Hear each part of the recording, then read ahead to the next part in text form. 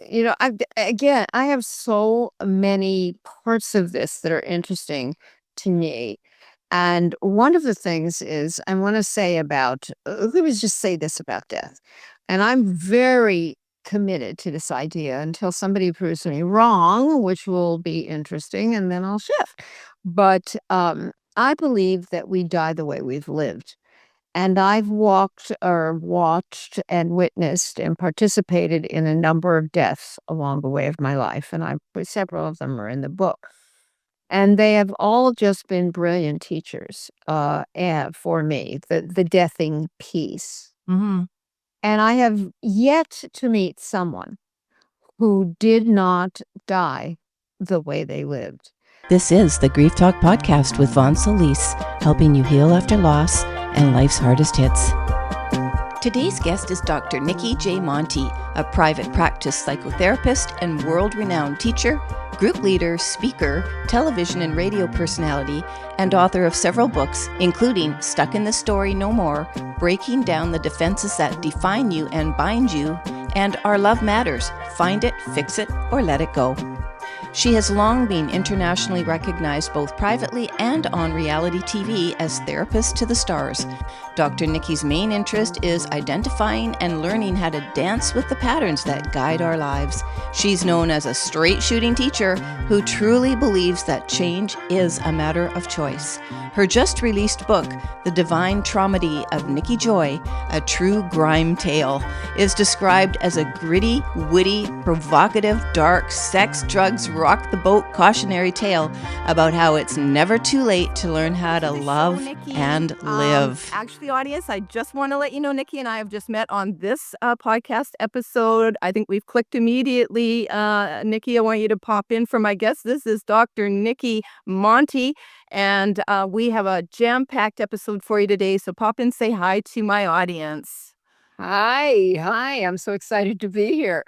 Yeah, it's like already we're old friends. So Yes. So just to confirm, Nicki, you're in LA. And so you've been around that scene for a really, really long time. Today, what we're going to be talking about is Nicki's latest book, which I love the title, The Divine Traumedy of Nicki J, A True Grime Tale. indeed. Come on. So I told you that this was like reading like a movie for me. It was a page turner for me, but also audience just jam packed. Nicki is a psychotherapist, world renowned teacher, speaker, TV, radio personality. You have been a therapist to the stars, author. What more can you jam pack into that life of yours?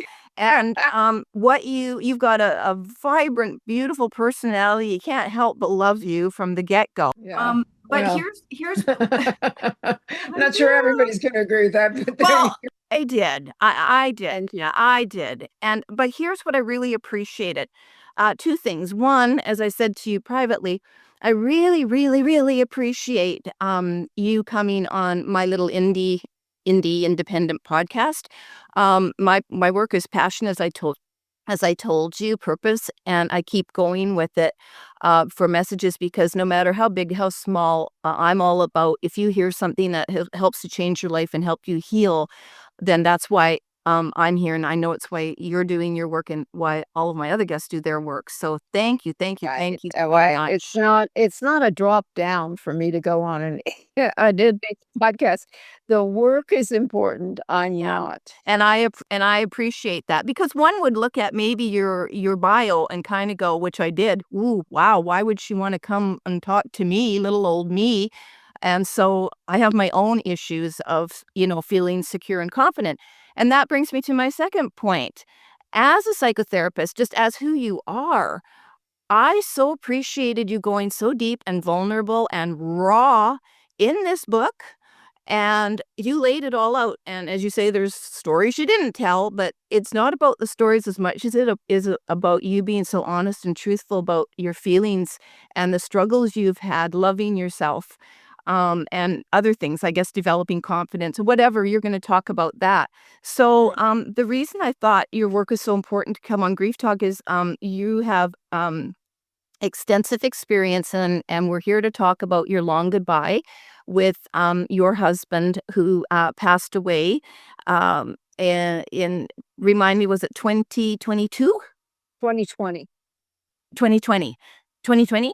Um, and the 18 months, there was an intense 18-month period that you were by his side through his cancer journey, and he eventually passed away. He was, the love of your life, and Not really. he wasn't the love of he my wasn't the love of your life? No, I'm now with the love of my life. Oh, you're with the love of your life. Okay, but at the time, did you think I he was remember, because at the end, remember, that's my No. happy ending. I know that's your happy ending. Yeah. Did you think he was the love of your life when you were with I him? I I did not know. I was just looking at this piece again because I'm about in March to do a TEDx talk, which is I'm super jazzed about. Yeah. And it's a big platform, and I'm excited about going onto that platform and hoping that that'll lead to lots of other kinds of things too.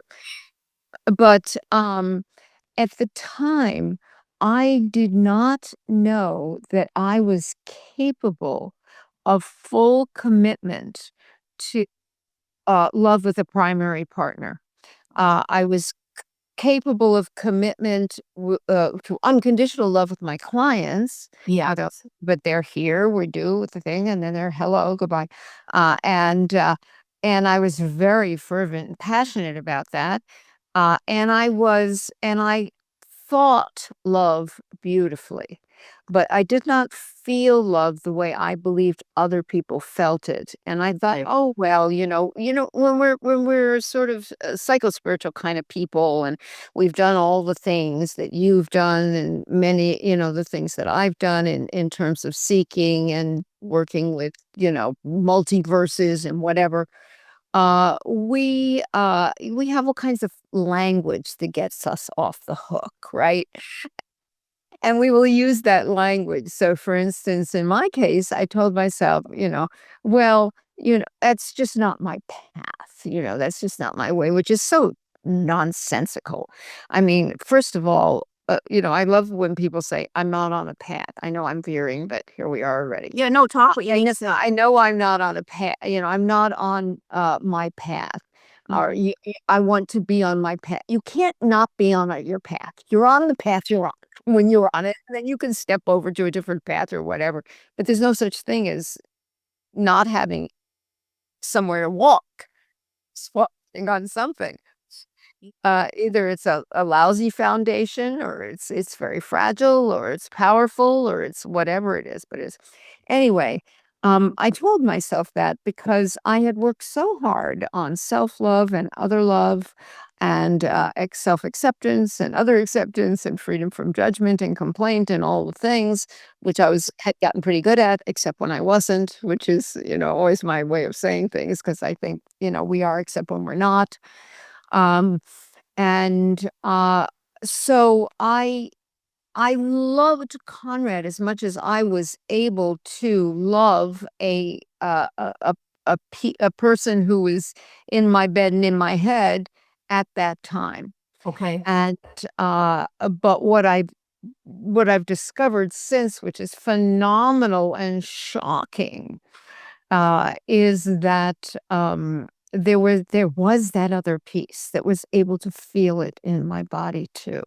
Yeah. And I've been very embodied for a long time. I'm glad you said that. I'm glad you set the context for that, because part of this talk, if it'll work its way into it, I'm sure, is this notion of we think we've got the best we've got at the time, but we're denying ourselves so much, right? And so essentially, I want to get to the part. So we know your happy ending in your book is that you got your beautiful love story and whatever, but having Conrad in your life for the decades you did, and then what you went through with him, set you up to recognize that and embrace and actually manifest into your life what you currently are living. Exactly. And that's what you want to help the folks with. That's right. Okay, so we got that. And so let's turn to it. actually, I just want you to start where you kind of want to start. I know that you love talking about and are here to talk about the long goodbye. So if you want to start with things about how that transformed you, and I do have an audience segment that's very interested in spousal death and support for them. And so if you want to just start wherever you want to start, I'm here to just listen, Nikki. Okay. Um, the again, I have so many parts of this that are interesting to me. And one of the things is I want to say about, let me just say this about death. And I'm very committed to this idea until somebody proves me wrong, which will be interesting, and then I'll shift. But I believe that we die the way we've lived. And I've walked or watched and witnessed and participated in a number of deaths along the way of my life, and several of them are in the book. And they have all just been brilliant teachers, and for me, the deathing piece. Hmm. And I have yet to meet someone who did not die the way they lived. The jubilant died jubilantly, so to speak, with the pain and whatever. Yeah. The complainers die complaining. The people who isolated and didn't let love in die alone or lonely, even if they're not alone. And it just is over and over. And it's been quite uh, brilliant to watch. The codependent people die, worried about how everyone else is doing in the room. It's it's, it's amazing, and I've seen this over and again. Uh, Conrad died exactly the way he lived. What was different was me in the experience. And by the way, he was much better at dying than I was at watching him die. He was much better. And at the time, I really I didn't want to talk to people in my life about it because I thought that I would go into total collapse. And, we started before COVID and then we were in COVID. And so there was all those layers of fabulosity, with regards to the medical profession during that time. Yeah. So that was interesting. But his actual death story, and I start with it in the book. I give a glimpse of it, and then when it actually happened, I give a longer story about it. Yep. But I mean, it's not a secret. That was the impetus to write the book in the first place, was to deal somewhat with what was going on in me, but also to share about this. What happens to the caregiver? What happens because the patient has one thing to do, which is to try to, in his case, to try to get better, Yeah. right? And they have a very specific purpose. And there's so much powerlessness on the caregiver side. There's just so much powerlessness. And A thought just coming to me though, Nikki, on that. So when you just said it's the patient's job to get better, and that's what they want. that was exactly what I was going to say. And so doesn't that play a huge part of it too? Absolutely. When you're seeing, and they just really want to allow themselves to transition, to get ready to transition to actually. Yeah, no, not Conrad. He was not that. He was not. He was he a fighter and he wanted. Yeah. No, not only was he a fighter, but he was absolutely incapable of believing that he was going to die. He was like, I remember just a few, I don't know if this was in the book or not, because again, it's too many details. Yeah. I already questioned myself about how much detail there is in the dying process, and in what happened right afterwards. And I really put that in. I cut a lot of it, but I put that in as much as is there because I wanted to communicate that the caregiver is, that it's not like, "Oh, I'm just wonderful and I'm an angel in this process. Oh yeah. No.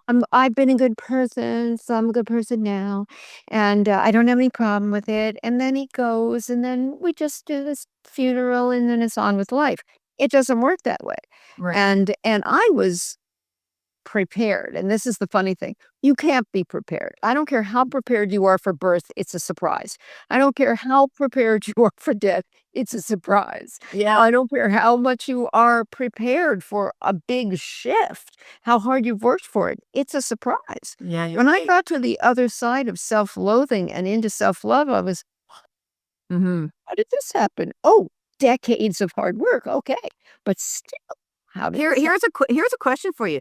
And I have to just ask you personally because again, you may have alluded to it in the book, but it's filled jam-packed with so much and you go back and forth. So I just want to clarify.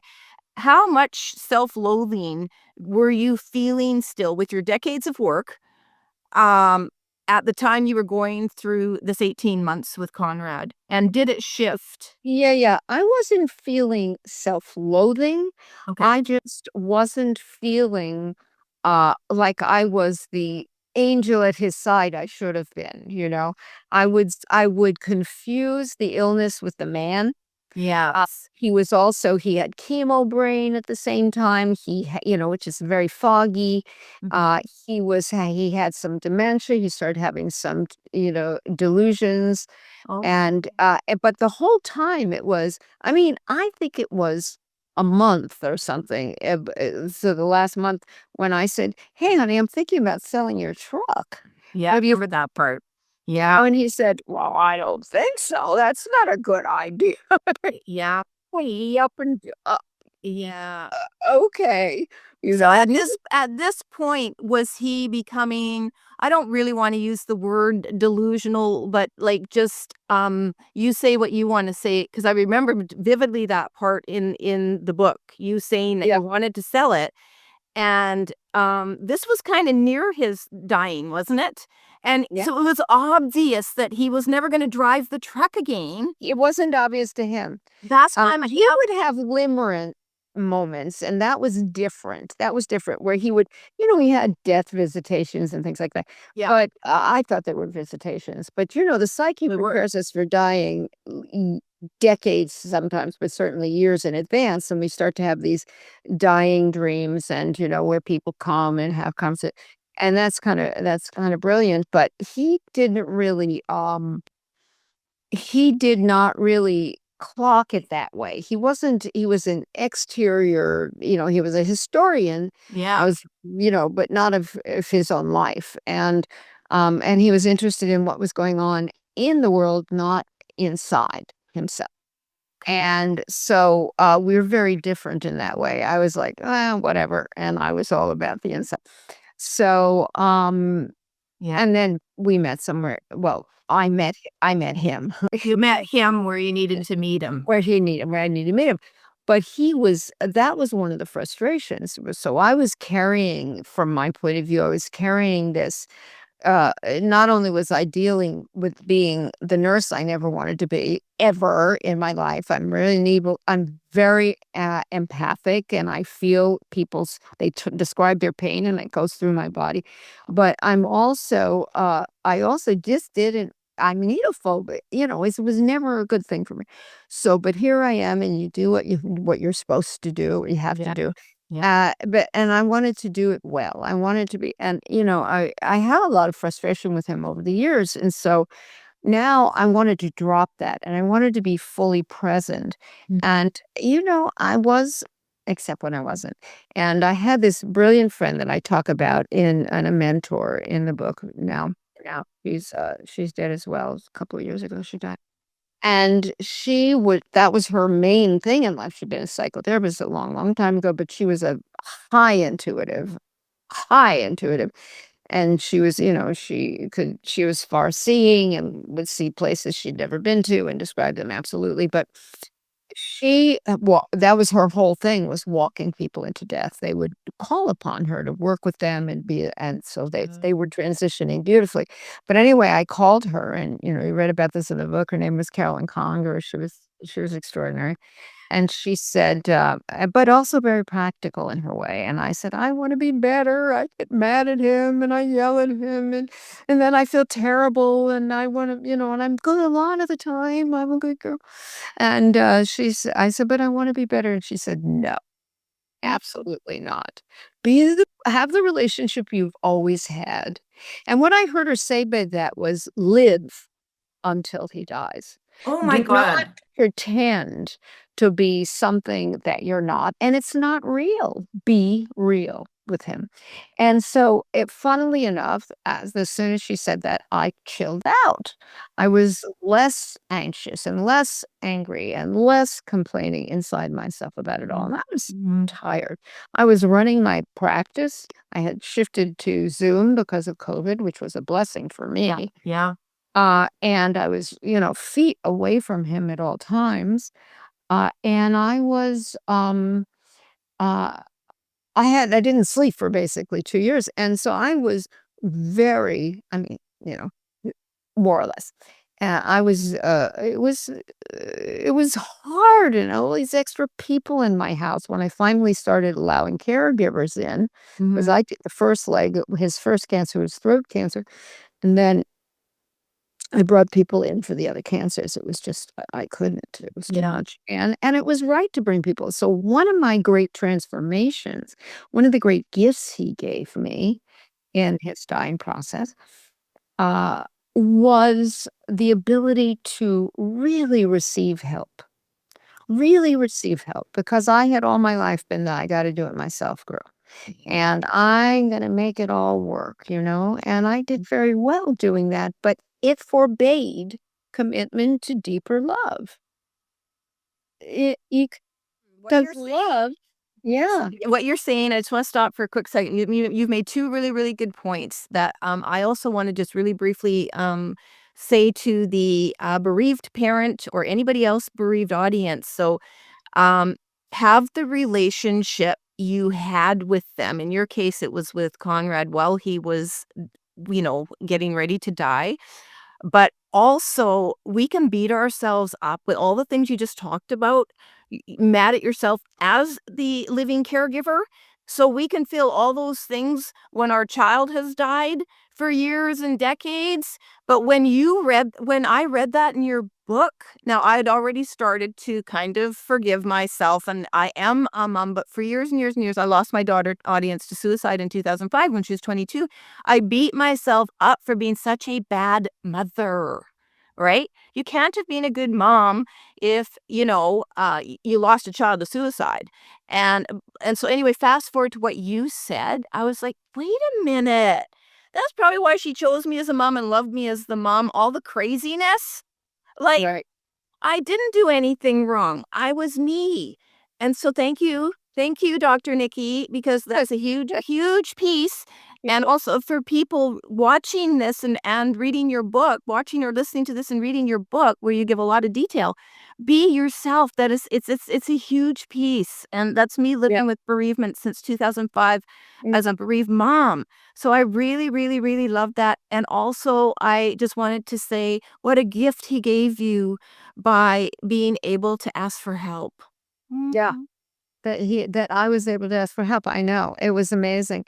The funny thing is, and I think it's uh, I think it's a riot in its own way. I find a lot of humor in the dark, but Yeah. um that talk about dying the way you lived, right? Yeah. As I say this to young people too, so I said, if you want to be, I mean, what do you want your death to look like? What do you want to be remembered for? I sometimes have people write their obituary and then work backwards towards what they say they want people to say about them, when they die, because we don't, it's not automatic. Age does not automatically bring wisdom. No. This is a misunderstanding. You have to seek wisdom. It doesn't just land on you suddenly at a certain age. Yeah. But when, Conrad woke up the morning of his death on the 26th, that he said to the caregiver that was our main person, she was, had become part of the family basically. And Mhm. he said to her, um, this was in the morning. He said, I don't think I'm going to make it through the night. Don't tell Nikki. Mhm. Okay. Mhm. Like, so Conrad. I know what he was doing. He thought he was, and he always got this a little, he really did always get this wrong. He wanted to protect, he was the protect and serve guy. He was a warrior. He was to protect and serve. But he was always protecting me around things I didn't need protection around. So here's the protection path. And he was always walking right there beside it, never quite on the protector path. Or as we like to say, he was throwing down capes where there were no puddles. I mean, Yeah. and you're just like, no, what do you mean don't tell Nikki? A, I'm gonna notice. Yeah. B, you know, Yeah. B, why would you rob me of this, rather than being on my Zoom call with a Yeah. client, being with you the whole time, Yeah. So when I went into him and I said, and she suffered, this woman, this caregiver, her name's Debbie, and she suffered over, do I tell Nikki? Do I honor the client? Do I, my Yeah. patient? Yep. What do I do? It's like, no, there's no doubt. So finally she came in and she told me, I need to tell you. I That's said, great. "Fantastic, thank you so much." Yeah. And you understand, come in is like 3 minutes, it's not even a second away. This isn't like, I don't have a four-winged house, I have a Yeah. little. Yeah, yeah. And so I forget, Nikki, did you ever tell Conrad that Debbie told you? I don't think you did. no, what I did was I called my, assistant, Yeah. who books my clients sometimes and all that, and I said, and he's virtual, but, he's been with me for 15 years, and I said, "Shut everything down," and it was a call he was waiting to hear. I said, Yeah. "Shut everything down." He said, Okay. "Okay, got it." And so I went in and I got in bed with Conrad. He was, he had gone from 200 and I don't know, 40 pounds or 30 pounds to 80 pounds at that point. And so I got in and I would snuggle up to him for a little time each evening before I went up to bed, escaped into my Yeah. upstairs room. But anyway, and I snuggled up and I said, I have good news and bad news, and they're the same news. He said, "What's that?" I said, "I'm gonna be with you all day and all night." He said, "Oh," and he gave this little smile and he said, "Oh, that is bad news." Ah, yeah, I remember reading that you said that. What a brilliant way. I'm hearing, and tell me if you're actually delivering this as a message or not, or it's all personal decision. But I personally would want to know too. So if anyone's watching this or listening to this and, are struggling and has a caregiver and your whoever is passing has said something like that, but don't tell them. I would want to know too, Yeah. right? Most people are not that aware. I mean, here's a guy who protested the whole time and he's gonna be driving his truck any minute, and he was so perky with other people, and so I don't know even that people knew he was, I mean, I told them, he is, Yeah. all along the way, but, then it was also COVID, so people didn't wanna come because they were in thing, and they were there, he was so immune compromised, and Yeah. Yeah. so, he didn't have that many people who would come anyway, but he did, but they came. Yeah.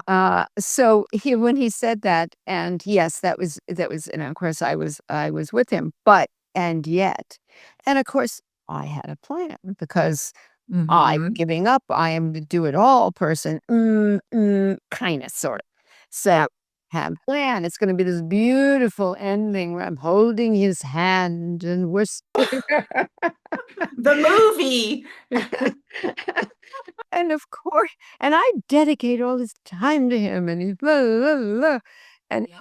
yeah, and of course, as many as, many people do, their whole family will be there, and it's very common for and finally they manage, like, oh, everybody's gonna go eat a quick bite, and because they see the patient seems fine and all the Yeah. time, so da, da, da, da, da, and that's when they go because they want to be alone when they go. That And there's no question that Conrad did not want me to see him. He thought it was protecting me to just go while I was at it. I got up for, what, 2 minutes to go get coffee and go to the bathroom, Yeah. and I came back, he was dead. And, what was great, again, such a beautiful, such a purposeful ending. He had a shaved head, and So Debbie had this ritual every week. She'd shave his head. So she was shaving his head and doing all the things. And she was rather busty, as am I. And so that way he loved that. And uh, everybody says, well, he went the way he wanted to. It was a big busted Bonnie shaving his head, and he was purring when he went.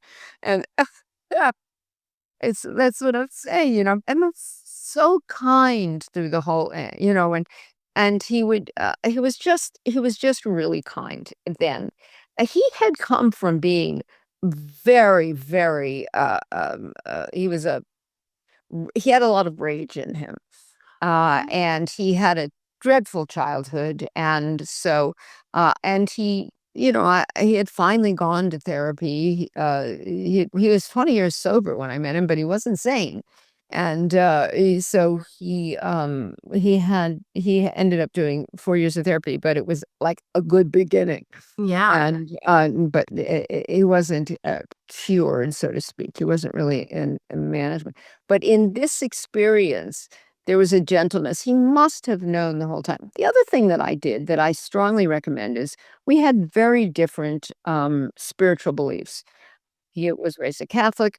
He left the Catholic Church because they stopped doing the mass in Latin. That's how Catholic he was. Wow, ritually oriented, and we really were in very different places spiritually. So but we talked about death in the the last 6 months, certainly, of our relationship. But he was very, um, I don't know what I would say, superficial in the way he could discuss things. He just would not go to certain places. He would go to it briefly and then not do any really deep.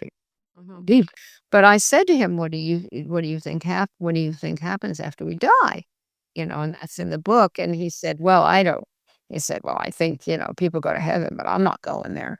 And why not? Well, because, and I don't think this ruins the book. You read it again and you hear it differently, right? But he said, well, I've just done too many bad things.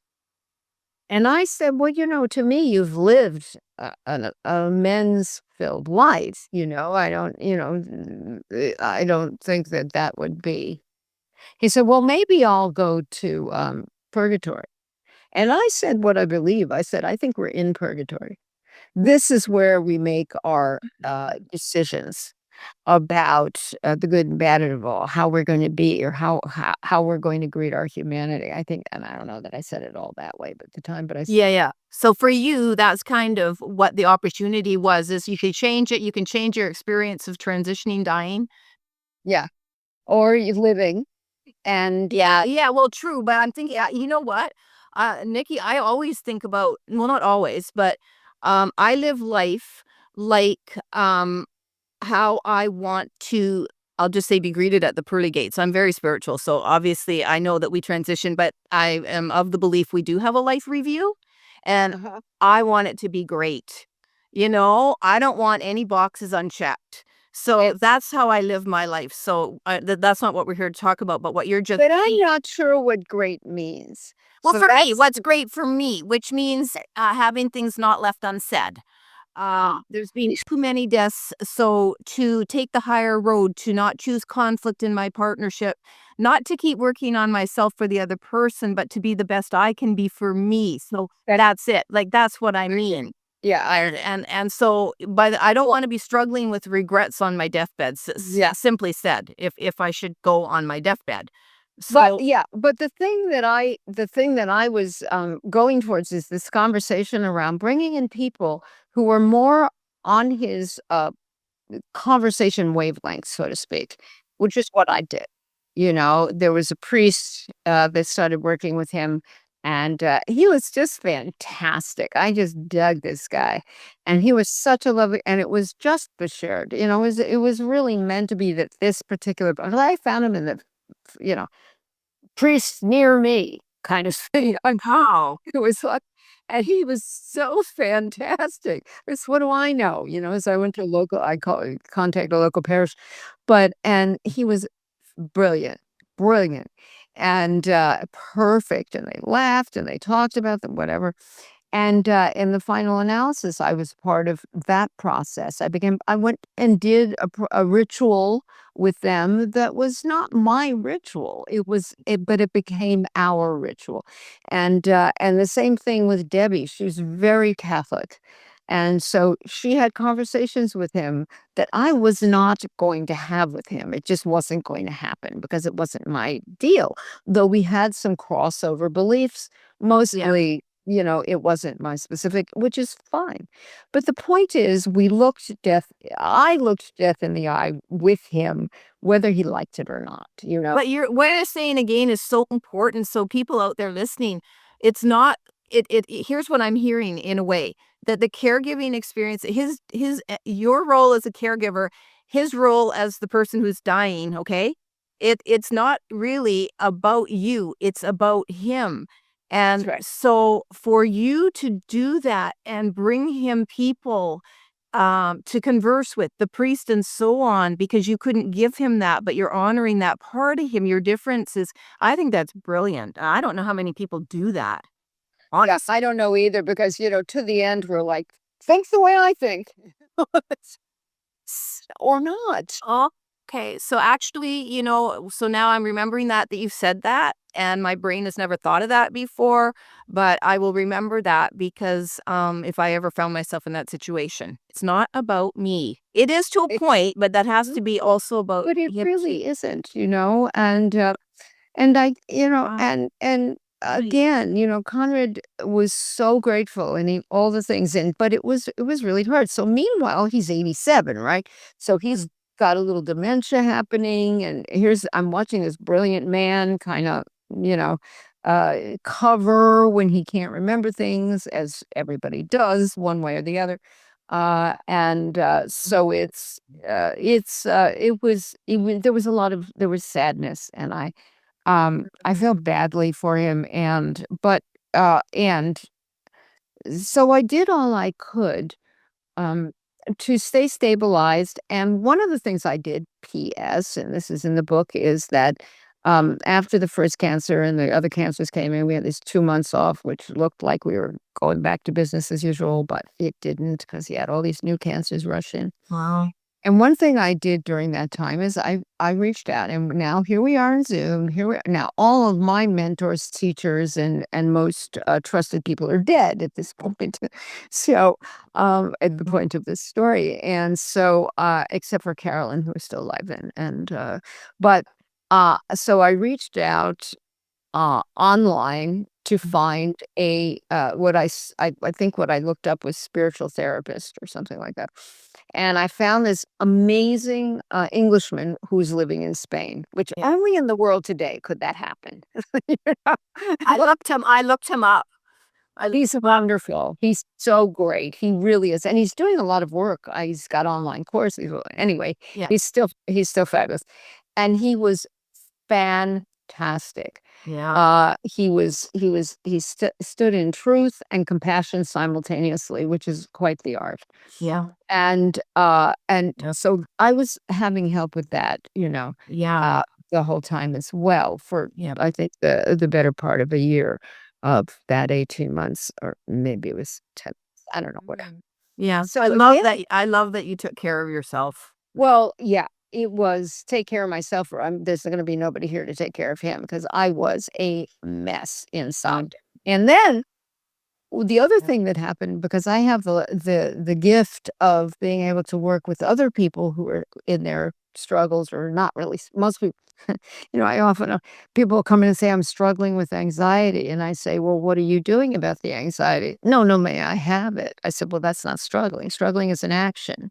If you're not taking any action towards it, you're not struggling. You're just giving it to you. But anyway, so I had, in order to work with others during that time, in the center of feeling so depleted and powerless and all the things we feel as caregivers, Mm. I had to jump over those feelings in order to do really beautiful work.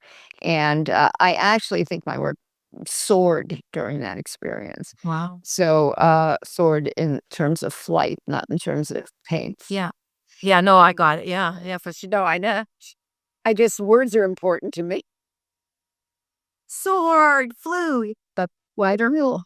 So I had to, because if I was just otherwise, everything would have derailed me. And then it's not about the client or the receiver. It's about the giver, and that's not a good Yeah. for anybody. And so it was really an extraordinary transformational period. The other thing that happened, Mhm. that because I do believe strongly, as you know in the book, is that we have exactly what we intend to have, whether we Yep. know it or not. Yep. And that if we don't know we intended, this is the first thing to know is we have created this, or co-created anyway, with the universe. Totally agree. Totally agree. So there was a point at which I decided, I mean, my house was just trashed. I had had so many terrible things really during, rats and Yeah, that was hilarious. harassing things, and it was just like, oh, for the love of God. And it was interesting because I had these rats, and the rats came when Conrad got sick, and I did not finally get completely rid of him until he was dying. I mean, Yeah, that was you talk about that in the book and how you ultimately had the garden all ripped up and the wall built and all that. yeah. But, do you here's a question for you. Do you think there well, what were the rats a metaphor for you or were teaching you? Because following up on your creation, right? Yeah. Why would you create the Well, rats? first of all, there was synchronicity, which I think is a really important concept.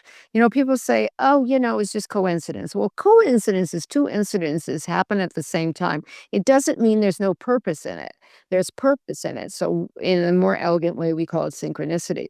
And synchronicity is a conversation about, to me, is a conversation about the universe reflecting the collaboration that we have with it. And that there is a procedure, a plan, a map, a diagram. We don't know it. We don't have we're too small to know it, but there is one. And so, and a reflection of ourselves. So if we're surrounded by complainers, guess what? We got to look at the complainer in us. If we're surrounded by kindness, we get to look at the kindness in us, whatever. But so the rats were, for me, the metaphor of the kind of the dirty stuff that was unrecognized, that remained unrecognized in me, in us, in our relationship. The challenges that were kind of hidden in the dark and nibbling it away at us. And so, well, in whatever estrangements and whatever hesitations, and all of that. And they were just, and they're an instinctual part in a lot of ways, because they operate instinctually, right? They, where they're going, how they're getting in. They get in. They're tenacious. Rats are so tenacious, unbelievable. Wow. And yeah, it was really, really interesting and horrible. I mean, horrible. Yeah. Rats, who wants a house of rats? No, Right. I think maybe there's someone somewhere, and probably they're never going to be my best friend. But anyway, so but this was going on. But how do I get onto that?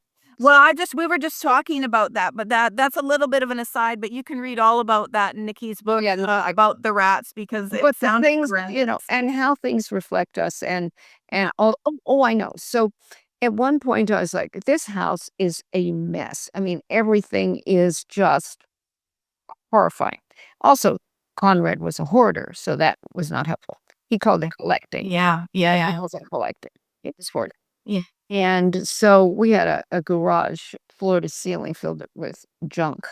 So anyway, I said, I've got to, everything's been ripped up. I have no, I financially just, this is killing me, because I had a long-term care policy, but it didn't kick in for 5 months, and it was all out. Everything was out of pocket. So finally, I was getting myself financially a little more on my feet. And I really wanted, as I said, I looked up spiritual muralist, and well, Yeah. in LA, there's so many beautiful artists in LA. And I found this fellow, he was so perfect for me.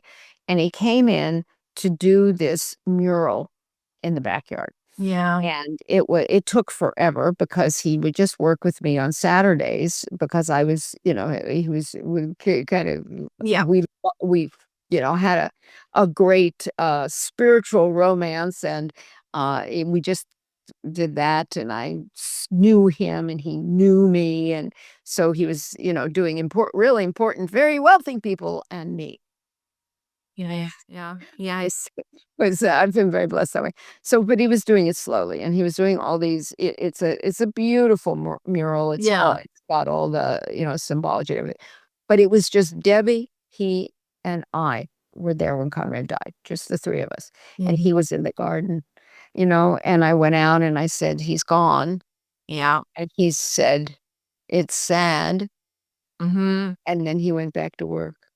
Yeah, I remember you writing that, and It I really believe that I've read years, decades ago that, we have different exit points that we can choose, and the one that we do choose, it is of our making. So, the people who need to be there are there, but I also kinda think when people are transitioning, I haven't I did a stint, I was just gonna tell you, palliative for a couple months, about a year after my daughter died, and it was the most beautiful, beautiful time I spent with this lady who was in her 80s and dying of cancer. I was a care worker, and, I wasn't there the day she died, because the family got rid of me because they were literally, had a lawyer hold her hand to change her will, and I couldn't go back after that. They fired me because I didn't call the family on it, but I just said, "You're making things difficult for her," because I could sense I was with her 12 hours a day. Anyway, but that it is a beautiful process to actually I think it's a gift. I've talked to people who've had people, like their moms and that, die in their arms, and it was beautiful. Beautiful. Around that right, so I think it was right before this or right after this, a client of mine, a very close relationship with her mother, she her mother died, she was singing to her. They had the music on, and she's singing to her mother, and her mother died in her arms, and I was like, "Get out of my face." I'm so jealous right now. But listen, to each their own, and it was a beautiful thing, but that's rare. Yeah, I think it's like, we got to say goodbye a few years ago to my husband's brother-in-law and, my husband's brother, so my brother-in-law, and, and it too was, really special, the moments that the whole rest of the family left the room, and it was just my husband and I in there, and I thought to myself, "Well, what am I gonna" I wasn't that close to him, but what do I wanna do? So, you know what, I just stroked his face, and he looked at me, and I don't even know if his eyes were open, to be honest, but I knew he felt it, and it was just really special energy, and we're so grateful we had that time. Anyway, you can't stop death, right, Nikki? You you can't. can't stop it. You can't stop it. So, Yeah. make it what you can. So I want I do wanna say, and let me say this Yeah, to everybody in your listening audience, yeah, and maybe the sound will go out beyond even your listening audience, which yeah, is do closure constantly. Do closure with the 45-year-olds in your life. Do closure with the 22-year-olds. And do closure constantly. Not like a, oh, but I mean, oh, I was just thinking about this great time we had together when we did such and such. You're so great at that fishing thing, or you're so great. I love going to movies with you. Whatever it is, mhm. do it constantly, because when somebody dies and there's all these things unsaid, it is Ooh, very hard to let go. I know. It's very hard. And we have a responsibility, I think, to let go of the dead. This holding on that people do is not healthy for us, and it's not healthy for the dead, believe it or not, I think. Yeah, no, I agree. So, everybody gets to go on, and it doesn't mean we forget them because we go on. Yeah. It's not a forgetting of them. Yeah. It's a holding precious what how they live in our heart or in, you know, and remembering when we were mad and remembering that they weren't perfect. With this idealizing of people after they die makes me nutty. These services, and there's less of that now than there used to be. These services where everybody's presented as this flawless person. If they were flawless, they weren't human. And Yeah.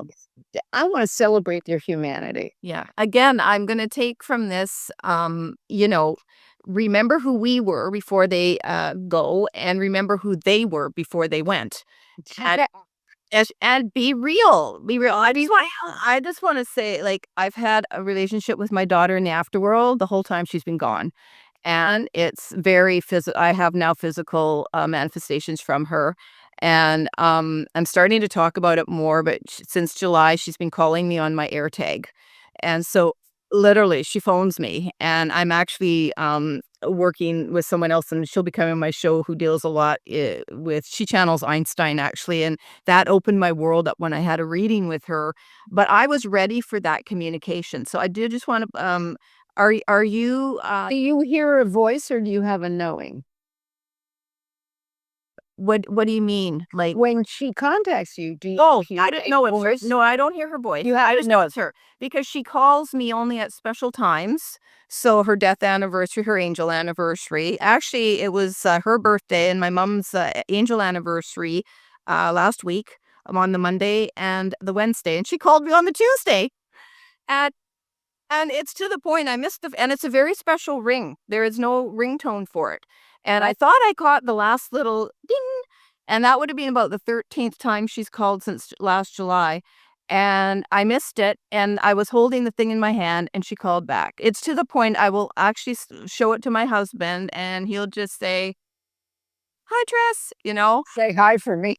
Yeah, well, it's right there, so there'd been enough manifestations of it, actual calls, but we have had a relationship, since the hours she died passed, and, that's why it's hard for me sometimes to say dead, because physically they're dead, but they do live on, and we're not talking about that here today, but just for anyone out there who may wanna listen to this, or, really wanna hear from them, or thinks they are hearing from them, they are. And so I actually wanna ask you, was this a relationship do you have an ongoing relationship with Conrad in the afterlife? I do not. I am very much that person in life, and I think as you are in life, again, you're going to be like that. We live in pattern, and I don't think that pattern just ends because somebody does. Right. I am a person who has been throughout my life. Uh, this thing ends and this thing starts. And I'm in the information of the old experience, but I'm not in the old experience. Yeah, Uh-huh. I can see that. So it just doesn't. And even, people would ask me that right away, is he with you? No. And the thing is that also, I don't, I I don't they don't come to me in dreams, which has always annoyed me. I mean, I will go many people have died, and then, I remember somebody I was very, very close to, died, and, um, he immediately showed up supposedly. I don't really believe her, but she showed up Okay. in the dream of this, chickie he was with for, briefly, Yeah. and, she had all this stuff about him. I'm like, "Dude, one little visit, how would it hurt?" But it just doesn't. I've not had that. My mother, the thing, Connor, other people I've known, and I've, had a lot of dying, and as like I said, and no, that's just not part of my thing, and I accept that as a truth. Well, not everybody needs to have that or wants that relationship. I don't have my mom come to me. I don't have my dad come to me. Like, man, she was the important relationship, but she is my guiding light through this incarnation. to That's teach terrific. Yeah. to teach me, Yeah. the things I need to learn and pass on. So I feel very, very blessed. Okay, moving on. Nikki, is there anything else you want to say about that 18 days? Because I did want to go into a couple of questions Years. for you. Years. I'm sorry. Did I say days? Sorry. That's It's I meant okay. It's years. okay. I did want to sort of say what I got out of it in reading your book and in listening to you, that marriage, that partnership was pivotal to take you where you are today, Absolutely. at which we're going to be talking about, because a large a part about what you I think we're here to learn, if you say this, was about love and learning it for yourself and how powerful it is. You say it is the most powerful force in the universe, and Sure. it's so Yes, I do. if that was one of your major lessons you put for yourself, if you believe in lessons, but came here to experience and then pass on as a major teacher of that right now.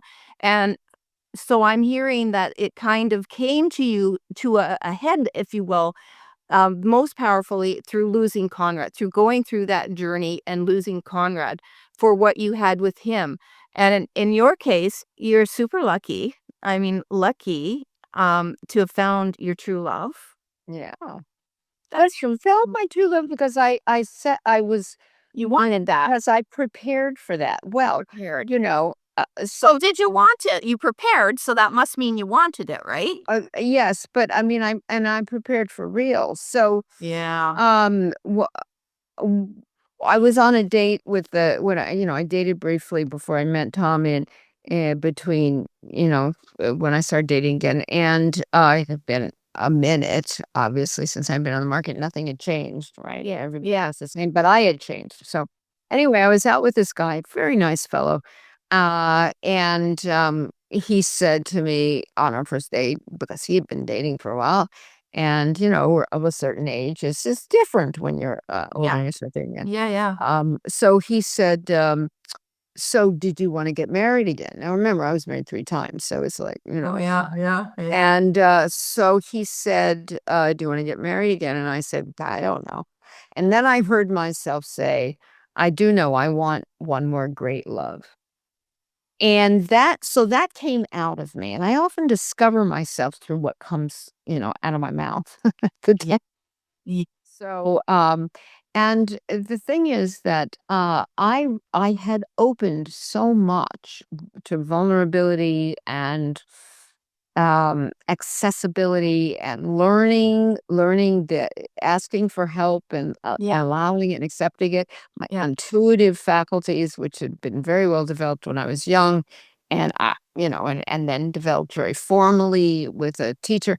But my intuitive, I was on fire. I mean, on fire. I was in such a level of intuition, not where I am right now. I'm intuitive, like in a normal way for me, but I was like, I was full out, yeah, and so that had happened during this. I was just all heart and soul and intuition and all of that, and but what Conrad had given me and what I knew he was giving me the whole time was absolute and complete love. yeah, And I was his yeah. world. And it's, there's a double-edged sword. To be someone's whole world is a double-edged sword. It's a Yes. wonderful thing because I certainly didn't get that from my family. And so that piece got really healed for me that, oh, I could deserve this maybe. Yes. And without working so hard and trying to people please and making everybody feel good. No, Yeah. things I was doing. Yes. Uh, uh, However, he just gave it to me right off the bat. I mean, for him, I was it, and he knew it the instant he met me. Yeah. And so, well, I mean, maybe he loved me enough for both of us, kind of. But that did really shift me. We had a lot of other issues and a lot of, it was not an easy marriage Yeah. at all. And not a real partnership in a way for me. For him, it was. But You're saying something really important right there too. Just there are people out there, and I'm gonna say a lot of people out there, that what you just said, it was a full partnership for him, but not for you. That's right. I had a lot of things that I imagined and hoped partnership would be, but you see, I wasn't allowing that anyway. That being said, there were things he just could not give me. It was Exactly. very secretive. Yeah, and I was just gonna sit here and go, "Yeah, but it's not always about just us." And so then you said that, and that's so true. And so I think and we're gonna talk about this because that shift to opening yourself to love, because love is like, I mean, just you have to be so vulnerable, right? So open and ooh, and I we're not here to talk about your early beginnings, but you had quite the beginning. Basically, feeling abandoned and literally abandoned by your parents at a very young age, and folks get the book to read all about that. But would you say, Nikki, that uh like people are really afraid? So like I want to ask what I want to say one thing to you, like this business of Conrad being able to love you so much and you not being able to receive that, and despite all the differences and the problems and this that and the other, he wasn't the right partner for you to obviously share this a full complete two-way street like you have now with your current partner. So it's a wonderful thing you're experiencing, and I'm going to wager that not a lot of people experience it. I don't know. I don't think so. Not because my job self-selects. The people who experience it are not sitting on my couch, you know. Yeah. And people that were not sitting on my couch, a lot of them don't tell the truth about not experiencing it. So, Right. 'cause But hey, people said said that. yes, but having said Yes, that, I agree. your I agree. your incarnation is going full circle for you to struggle, Yes. struggle, come and learn. And Conrad's the big platform to learn, well, person partnership to learn, and other things. And learn. And then bam, you get rewarded. That's what it feels like. It feels like You it, know? and I hate to live I'm not, I don't but the punishment reward system doesn't work as a thought for me, Yeah. because it's too That's the term I use. No, no, I You agree with you. manifest, I but you agree with manifest. you, and I have even said that, though. Yeah. "Oh, this is my reward after all the struggle." PhD, you passed your PhD. Yeah, yeah, I've passed it. Well, and So it's when it's we true. come learning these life lessons, and then we're in our school, and then we are in our high school, and then we go to get our college, and then our master's, and then our PhD. If you do it all right and get all your lessons and everything, you should be manifesting what you really want. But, And here's an interesting piece. I think it's interesting. So, there's only one thing that, Tom and I are cross swords with. I mean, we have very we're different, of course, we're different because he's a researcher, he was a lawyer, and he's very, yeah, but, he said, but there's only one thing where we cross swords, and it is, unfortunate, and I have not enough management over this particular piece, which is about technology. So he always tries to help me, like, get these podcasts set up and things. And invariably, because I switched computers and facilities and whatever, um, I just get it wrong. And when I get it wrong in this particular case, I get frustrated. And no matter how lovely I try to be about it, my energetic reads, it's not and then he feels blamed, I'll say it that way. oh, I'm not sure if that's quite the right word, and then he gets hurt. We're very open, we're emotionally honest with each other, which is the difference and we take our own rap always, always. oh, that's good. Part of this, That's always. good. Always. And that is fantastic. And in this case, sometimes we have to figure out. So he said to me today, because I had a thing before this and I just could not get it. I couldn't get on it. It was TV. So there was like, no, we couldn't even. So, but I mean, I did what I did, and it was just, I just wanted it to be right, and I tried. He said, "Well, okay. It really hurts, and so what I'm going to do is I'm going to make a commitment that I will not help you on the computer unless it's the day before, Okay. so that whatever happens, we have plenty of time. We can figure it out. If we don't figure it out, we don't figure it out." I said, Okay. Yeah. "That makes sense." And we had to figure it out. But in that moment, this stuff comes into me like, I'm going to screw this up and it's going to be terrible. You say, you never really, let's move into that a little bit. You never really get rid of who you really are inside. You know, do you Yeah. like, Well, I would say it differently. I think we are our organic voice. It's like I've been talking a lot about what I call um the oh no you let's go to the imposter syndrome, right? So many people feel the imposter syndrome. I'm going to go and I'm going to do this thing. People are going to see I really don't know as much as they think I know because I'm the expert, and they're going to ask me this or da, da, da. But in general, people have this sense of imposter syndrome a lot. And I finally came to the conclusion this last year, that we feel like imposters because we are mostly. And the way we're imposters is not the way people think of it. It's not about facts and figures. It's about the fact that we were born with this organic voice, and it's a true voice. It's an unself-conscious voice. We have a baby in our life now, a grandchild, and it's that baby doesn't care anything about what we think. That baby is crying for things and giggling for things and peeing when he wants and doing all this stuff and telling us he's hungry and he's put wish in my, you know, it's all exciting and he's staled about the whole business.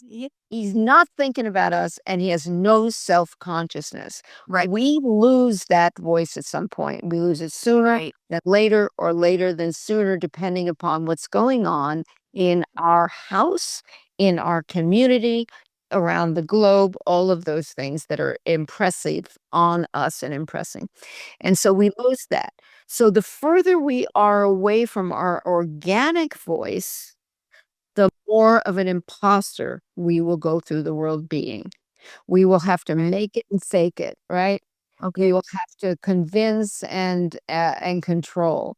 We will have to do all those things in service of me getting you to think a certain way about me, you know, as opposed to me being interested in who you are. So the closer we get to the organic voice, the less of an imposter we feel. I do not have imposter syndrome at this point in my life. I right. don't. Me either. So, This but is it. I've never. What did I? Yeah, yeah. And you're seeing me. I'm gonna go to the kitchen and go to for a tea, and then out with my sister this afternoon. Yeah. Gonna be the same person, Right. and I know you are. So, but I've never heard it expressed as an organic voice, and I do love that. And this really ties in, as we move through this, to emotional inheritance, and time does not heal all wounds, which people think. No, you've got to. What's what you're doing with the time, dudes? Awesome. But this organic voice, I just want to talk about that a little bit more, because I think when I read your book, I was always mindful of the little girl in you. Always. And just knowing, so there's a little girl in me, Mhm. who grew up with a lot of trauma, a mom that tried to commit suicide 5 or 6 times by the time, I shouldn't say commit, no, tried to end her life by a suicide 5 or 6 times by the time I was 10, and I was third of 4 kids. That's a lot of trauma that never got dealt with. But that I wasn't here to struggle with that in this incarnation, you know? I and that wasn't the thing, so I always just put it away, but that would have done like you being abandoned. You were sent off to boarding school at, what, 8 years old, was it? 7? Under 7. I was under 7, second grade. And I might say to you, but I will say this with just, pretending the mass meses. Well, who would the mainstream would go, who would send their kid to boarding school at 7? In fact, the rich and the wealthy, well, that's the same thing, who would do that? But then no judgment, just wow. And I love how we can go outside of ourselves and kind of look at our life and go, why did I choose that? Wow, what an interesting pattern. And then you would see yourself as this little girl, and all those. But when you're talking about the organic voice, I think that's what I'm trying to say.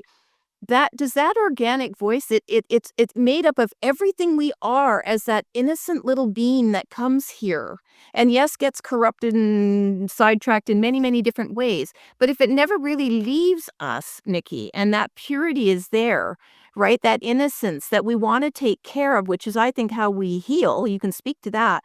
Agree. How do we do we just keep returning to that? Do we stay mindful of that? Like, how do we stay connected to the organic voice? Okay, so first of all, let me start backwards and go, or at the end and go backwards.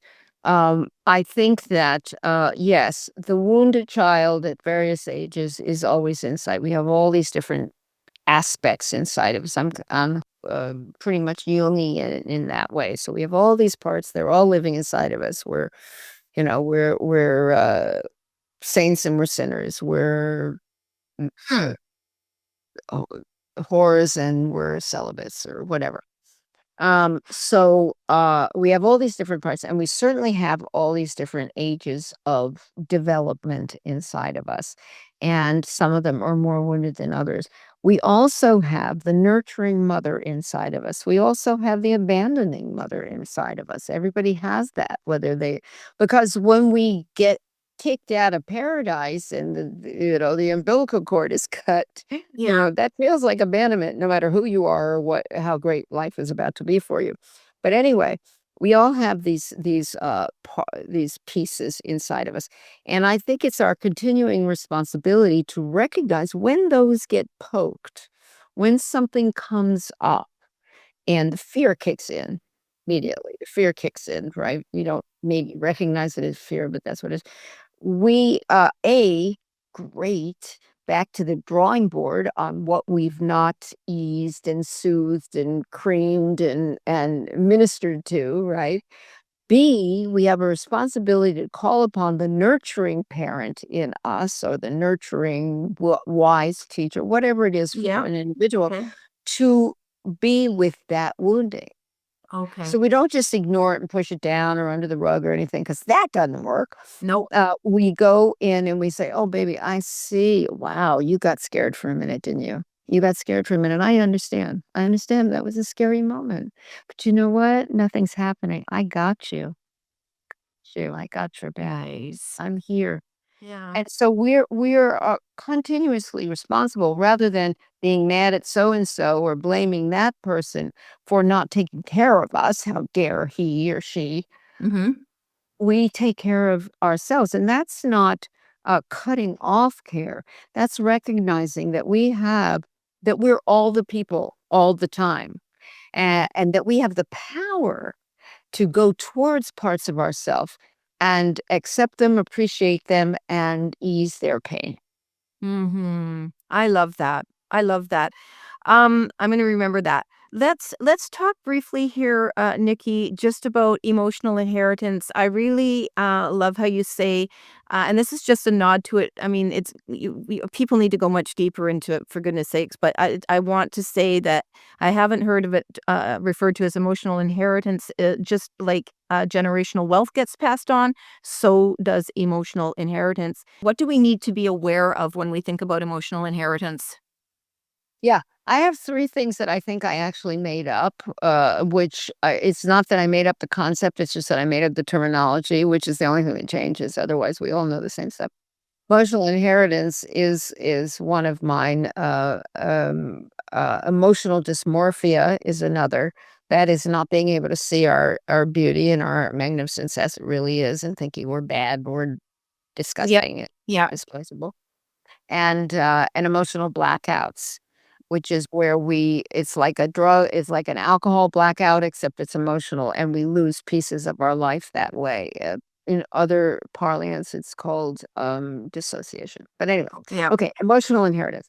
So we have, I think, not only patterning, children learn 3 ways: by example, by example, by example, but we have not only patterning that we see, but I think there's emotional experiences that come down into the blood and bones of us from both sides, the matriarchy and the patriarchy of us, as it comes down from the great, great, great, great, great grandparents and all of that, going all the way back. So emotional inheritance can include certain cultural inheritances that's been, I talk about, I'm in Burbank, California, so I work with a lot of Armenians who float in from Glendale, and they really, whether they know it or not, when I meet with them, I can feel the generations of fear around being taken over by yet another country because they were, they were taken over so many times. So things like that. So there's the big stories that come down into us. The person who says, my great grandmother or my grandmother died in the Holocaust, you know, or was in the Holocaust but survived. And they're still talking about it 3 generations later, about the experience in their body when certain things happen, you see. And it's not even if they weren't even talked about that much in the home, it just comes down to it. So we all have this culturally, Yeah. different cultural things. Uh, and then there's the emotional thing. So it's very interesting that your mother, I forget how you changed it, but anyway, tried to commit suicide or Well, yeah, attempted to die because, there's attempted to die. Yeah. There you go. Attempted to die so many times, and then your daughter succeeded. Now, is that irrelevant? I don't think it is. no, it is not. I think that's a part of her emotional inheritance. It just is in our blood and bones. Yes. And Yeah. and there may be a soul piece too. Yeah, I was gonna say, yeah, we're not gonna talk about that, but there's Yeah, that does some real life soul groups and stuff like that. Yeah, and whatever, yeah. just to recognize, isn't it funny? My so and so I never really knew my grandmother, but she was so blah blah blah blah blah. And or people will say you're so much like your grandmother, but I never even met my I saw her twice in my life. Doesn't matter, you're so much like her. How did that happen? Yeah, yeah. But the like trauma and cultural trauma, generational trauma, this can be passed down to us. Absolutely. And it's just to be aware, folks, that what you're experiencing, or, there could be connections to anything passed down through the generations, living, as you say, in our blood and bones.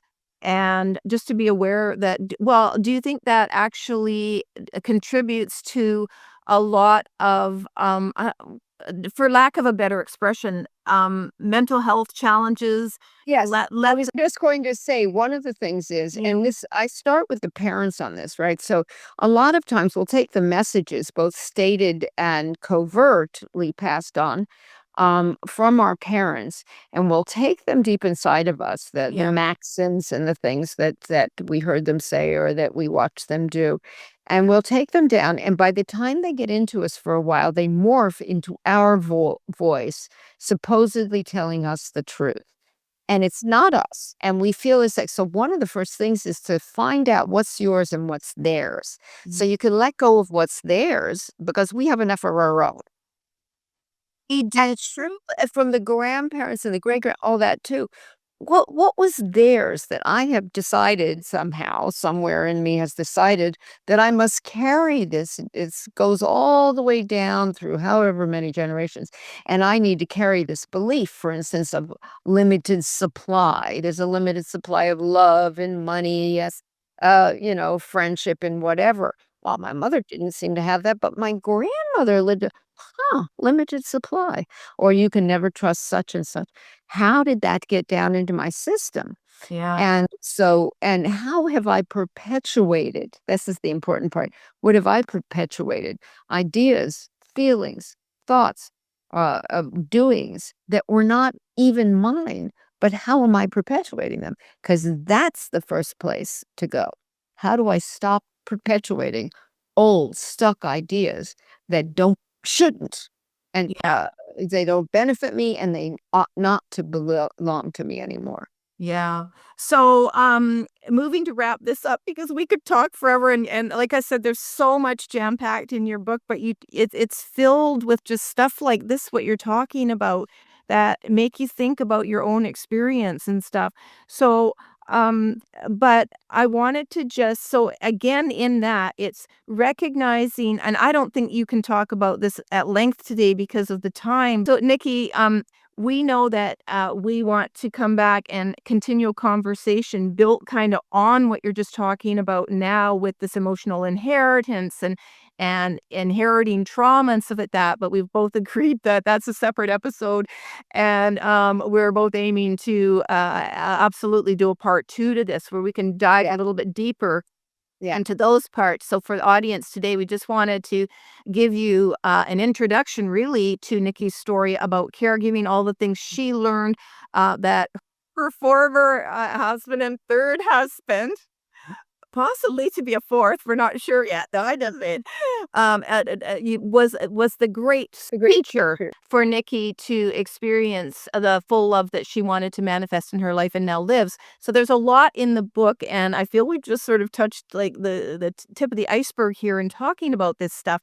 So, to round this out though, and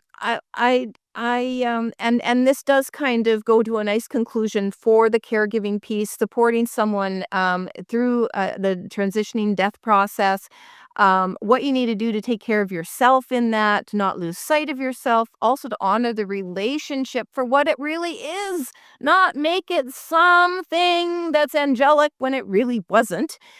So being mad at a person's illness and, all of the things you talked about here. But I would just like to end this episode, Nicki, with, and this is really important, why you say that we need to say the things we're afraid to talk about. And this kind of we really have to do a part two because we have to go through all the trauma and all the other stuff and all of the defensiveness that you say is the number one block to intimacy so we can experience full love. And that is an episode all on its own. But for today, rounding it out, is there just a couple things you want to say to encourage people to really say the things you really need to say? And that's part of the closure piece you talked about earlier. Well, so let me say a couple of things. First of all, Yes. since we're going to do a second episode at least, who knows, we maybe talk to each other for the rest of our lives. But I would encourage listeners as you listen to this to throw some questions in your comments, and maybe we can answer them. Yeah, and come back. So that would be very cool. Second of all, uh the book is a lot funnier than we are when we're talking about the book. I mean, at least I'm told it's funny. It's because here's my perspective. Take the work seriously, the work of change, the work of love, the work of connection, the work of parenting, the work of partnering. Take the work seriously and take yourself lightly. Because if you drag yourself through your life, oh, it's a change, huh? It's so bad, who's going to do that? I mean, no. So there's a lot of laughter that wants to be included amongst the tears, because all the feelings are relevant to change. All the feelings are relevant to change. So, and I would say for most people, give yourself more credit than you're giving yourself now. Oh, that's too hard. I can't do it. Sure, you can. Yes. Sure, you can. Yeah. And also, courage is asked for. Now, courage is moving forward in the face of fear. It's not just, if there's no fear, it's not called courage. It's just called moving. So, Okay, I like that. courage is moving forward in the face of fear. So, and what is the worst thing that could happen if you look the dragon in the eye? Yeah. What is the worst? As it turns out, when we look the dragon in the eye, the fire really does go away. There might be a moment of fire, but not much, because we step into our power, and power is in telling the truth about yourself. Yeah. Telling the truth about ourselves is not about blaming the universe or others. Power is about claiming responsibility for our choices. And again, it's not about blaming even ourselves. It's just about claiming responsibility. So that requires truth telling. And we are getting so far away from truth these days in the world that is fake everything. It's really hard. But be bold, be brave, be powerful. Use your voice, stand up, stop being small, and take the risk, because I can promise you money back guarantee on this free podcast, but I can promise you Thank you. that you will be well served, you're going to have a life you can't even imagine because, our life is way beyond our imaginations. We're limited by our assumptions and our histories. And what a great way to end this one. So we are going to schedule a part 2 because when we're going to pick up on that right where you said that limited by our assumptions. So Nicki, thank you for spending this time with me. Oh, what a pleasure. You fed the audience lots of stuff to at least get them thinking about lots of different things, and there's so much more to come. So audience, stay tuned, and I'll let you know when we're going to do a part 2 on this, and hopefully that'll be really, really soon. So thanks again, Nicki. Okay, thank you so much.